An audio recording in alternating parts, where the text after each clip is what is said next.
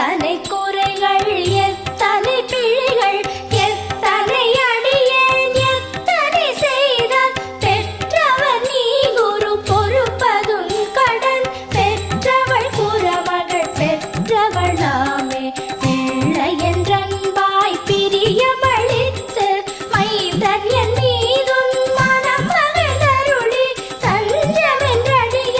தழித்திட அருள் செய் கந்த சஷ்டி கவசம் விரும்பி